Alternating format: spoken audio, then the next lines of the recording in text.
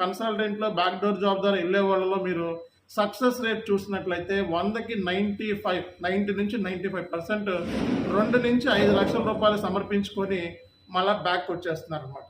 So, అదే so, అంత amount మీరు కట్టి మీరు బ్యాక్ రావడం అనేది కూడా నాకిష్టం లేదు. అందుకే స్టూడెంట్ అవేర్‌నెస్ కోసం బ్యాక్ డోర్ జాబ్ అని చెప్పి ఒక షార్ట్ ఫిల్మ్‌ని కూడా తీశాను. అది మీకు చాట్ బాక్స్‌లో కమెంట్‌లో ఇస్తున్నాను. అని చెక్ చేసుకోండి.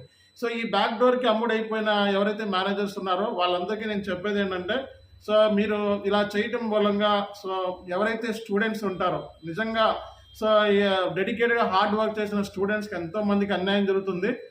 మీరు అలాంటి పనులు చేయకండి. అండ్ సింపుల్ విషయం ఏంటంటే ఇంకోటి ప్రాక్సీస్. ఈ మార్కెట్‌లో ఏంటంటే ప్రాక్సీస్ కూడా ఎక్కువైపోయాయి. ఒకడి బదులు ఇంకోటి ఇంటర్వ్యూ చేయటం, లిప్ సింకింగ్ చేస్తే వేరే వాడు వెనకాల నుంచి బ్యాక్‌గ్రౌండ్ మ్యూజిక్ ఇస్తాడు. బ్యాక్‌గ్రౌండ్ సంబంధించిన ఆడియో పెడతాడు. అండ్ లిప్ సింక్ ఇస్తే వెనకాల నుంచి వేరే వాడు